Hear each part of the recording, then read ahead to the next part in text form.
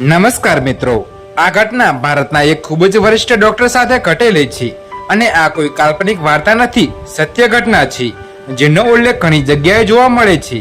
તો મિત્રો, એક હૃદય રોગના વિશેષજ્ઞ ડોક્ટર હતા. તેની સાથે એક દિવસે જે ઘટના બની તેનો ઉલ્લેખ અહીં કરવામાં આવ્યો છે.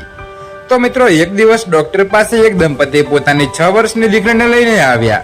તેને કોઈ તકલીફ હોવાથી તપાસ કર્યા પછી ખબર પડી કે એ 6 વર્ષની દીકરીના હૃદયમાં રક્ત સંચાર ઘણા અંશે ઓછો થઈ ચૂક્યો છે. એટલે આ ડોક્ટરે તેના સાથે ડોક્ટરો સાથે પણ આ વિશે ચર્ચા કરી.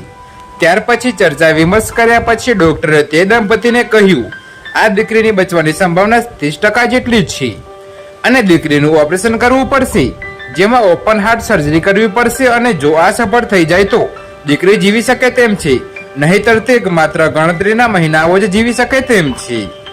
તો માતા પિતા ભાવુક થઈ ગયા અને 6 વર્ષની દીકરીની બચવાની સંભાવના ઓછી હોય તેમજ ઓપરેશન કરવું પડે એમ હોય ત્યારે કોઈ પણ મા બાપ ભાવુક થાય એ સ્વાભાવિક બાબત છે.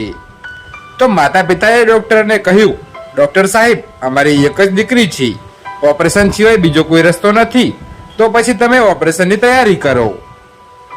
તો ઓપરેશન થવાનું હતું તે તારીખના 5 દિવસ પહેલા જ દીકરીને હોસ્પિટલમાં દાખલ કરવાની હતી અને ઓપરેશનના 5 દિવસ પહેલા જ મા બાપ દીકરીને લઈને હોસ્પિટલ આવ્યા ને દાખલ કરાવી. તો 5 દિવસ સુધી દીકરી સાથે ડોક્ટર અવારનવાર હેલ્થ ચેક કરવા આવતા અને સાથે સાથે એ ડોક્ટર દીકરી સાથે અવનવી વાતો પણ કરતા. તો 5 દિવસમાં જ જાણે ડોક્ટર અને દીકરી એકબીજાના ફ્રેન્ડ બની ગયા હોય એ રીતે વાતો કરતા. તો મિત્રો, દીકરાના માતા પિતાના ભગવાનમાં અતૂટ વિશ્વાસ હતો.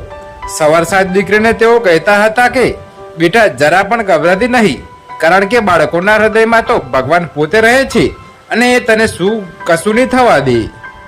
તો થોડા દિવસો પછી સર્જરી કરી. સર્જરીના દિવસે પણ માતા પિતાએ તેને આ જ વસ્તુ જણાવી અને ડોક્ટરે પણ કહ્યું કે બેટા, ચિંતા નહીં કરીશ, ઓપરેશન પછી તમે બિલકુલ ઠીક થઈ જશો. તો દીકરીએ કહ્યું, ડોક્ટર અંકલ, હું ડરી બિલકુલ નથી રહી, કારણ કે પહેલા મને થોડો ડર લાગતો હતો, પરંતુ જ્યારથી મને મમ્મી પપ્પાએ કહ્યું કે બાળકોના હૃદયમાં ભગવાન રહે છે, ત્યારથી મને વિશ્વાસ છે કે ભગવાન મને કશું થવા ના દે.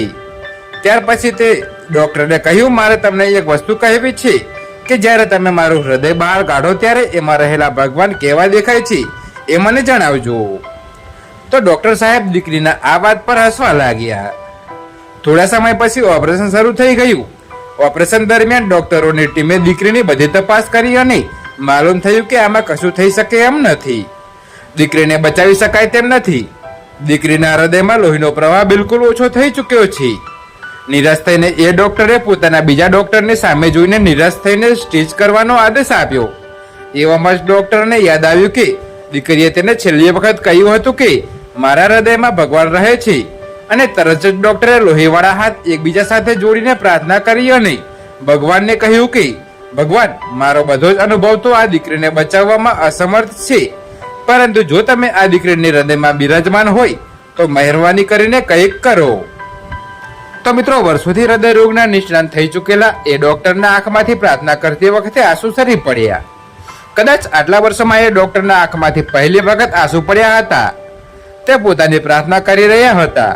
એવામાં તેની બાજુમાં રહેલા સાથી ડોક્ટરો તેને બોલાવ્યા અને એ ડોક્ટરને ચમત્કાર જરા પણ વિશ્વાસ ન હતો, પરંતુ ત્યાં હાજર બધા લોકો આશ્ચર્યચકિત થઈ ગયા એ જોઈને કે એ દીકરીના હૃદયમાં ફરી પાછો રક્ત સંચાર થવા લાગ્યો. તો મિત્રો, એ ડોક્ટરની આખી ઉંમરમાં એની સાથે પહેલી વખત આવું થયું હતું. ઓપરેશન તો સફળ થઈ ગયું, પરંતુ સાથે સાથે ડોક્ટરનું જીવન પણ પહેલાથી બિલકુલ બદલાઈ ગયું. તો ઓપરેશન સફળ થયા પછી દીકરી જ્યારે હોશમાં આવી ત્યારે ડોક્ટરે તેને કહ્યું, બેટા, હૃદયમાં ભગવાન જોયા તો નહીં, પરંતુ અનુભવ એવો થઈ ગયો કે એ જિંદગીની દરેક પળમાં ભગવાન આપણી સાથે જ હોય છે એવું અનુભવ્યું. તો મિત્રો, આ ઘટના પછી ડોક્ટર આ ઓપરેશન થિયેટરમાં એક બદલાવ આવી ગયો. તે નિયમિત રીતે પોતાનું ઓપરેશન શરૂ કરતા, પરંતુ ઓપરેશન શરૂ કરતા પહેલા દરેક લોકો પ્રાર્થના કર્યા પછી જ ઓપરેશન શરૂ કરતા. તો મિત્રો, ખરેખર ભગવાનની લીલા અપરંપાર છે. જો આ સત્ય ઘટનાની સ્ટોરી તમને પસંદ પડી હોય તો દરેક લોકો જોડે શેર કરજો, તેમજ આ સ્ટોરીને કમેન્ટમાં 1 થી 10 ની વચ્ચે રેટિંગ પણ આપજો. તો મિત્રો, અને ખાસ અમારી આ ચેનલને સબસ્ક્રાઇબ કરી દેજો, જેથી કરીને અમારા વિડીયોની નોટિફિકેશન મળે તમને સૌથી પહેલા.